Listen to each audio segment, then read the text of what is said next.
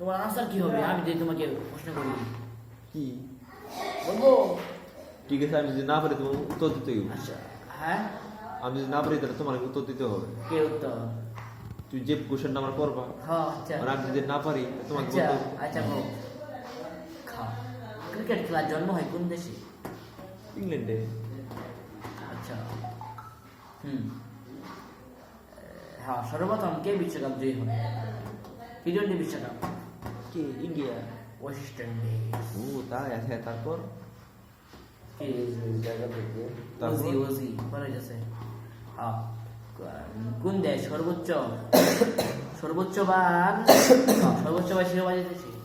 কি? কোন দেশ সর্বোচ্চবার শিরোপা জিতেছে? জানি না কেডা। অস্ট্রেলিয়া। আর এইগুলো অন্য টপিক শুরু করে, এইগুলোতে জিজ্ঞেস করবো না। একটা দুটো জিজ্ঞেস করবো, আর কিছু জিজ্ঞেস করে না।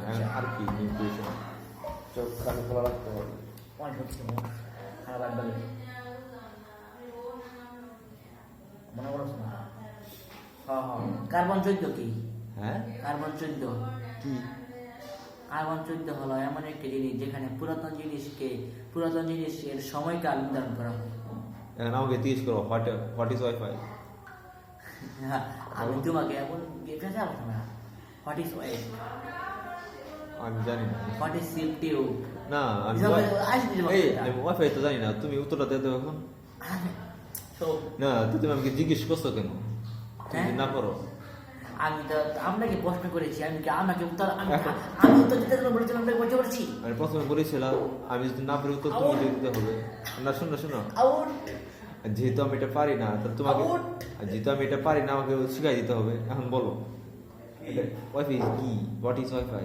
আমাদের বললাম তো পারি না, এখন তুমি উত্তরটা দাও। আমি আপনাকে প্রশ্ন করেছি, আপনি কি আমাকে প্রশ্ন করার রাইট পাবেন? শোনো, তুমি যে টিচারে যখন জিজ্ঞেস করে তুমি পারো না, পরে তুমি যখন জানতে চাও তো তোমার শিখাই দেয় না। মনে করো তুমি এখন টিচার, এখন তোমার শিখাও। ঠিক আছে, বলো। কইবো সবারটা জানালে অসুবিধা নাই। এখন তোমার শিখাই দিতে হবে। বই দাও, কই দেই। বই কেন? তাহলে তুমি যদি না জানো তোমাকে জিজ্ঞেস করছো কেন? তুমি জিজ্ঞেস করবো স্বাভাবিক। আমি শিক্ষক, তুমি ছাত্র। যে শিক্ষক সে অনেক কিছু জানে। আচ্ছা, আমি জানি যখন এখন- আমি তোমাকে প্রশ্ন করেছি, এখন তুমি মার খাবে। স্যার এখন আমাকে উত্তরটা বলেন তো।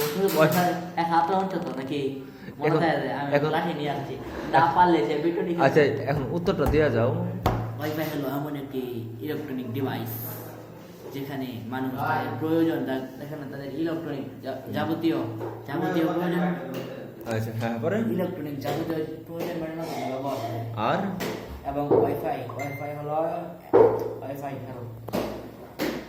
হলো এমন একটি ইলেকট্রনিক ডিভাইস যেখানে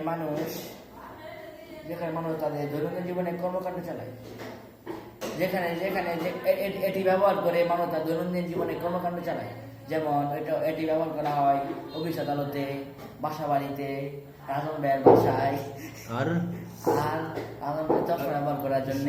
আচ্ছা তারপর আর কি গেল মানে মানে ও বৈধ অবৈধ কি এটা জন্য বলছিল? হ্যাঁ, ওয়াইফাই অনেক সময় বৈধ কাজ করা হয়, অনেক সময় অবৈধ কাজ করা আর হয়। ছোট ছোট মানে কি লিখেছিল চুরি কাজে লাগা হয় বা অনেক সময় মানুষের এসব কাজ অনেক ওয়াইফাই অনেক মানুষের ওয়াইফাই হ্যাক জাতীয় কিছু করে নিজে সেটা ব্যবহার করে, এটাকে বোঝার চেষ্টা করেছিলাম। আরে খাওয়া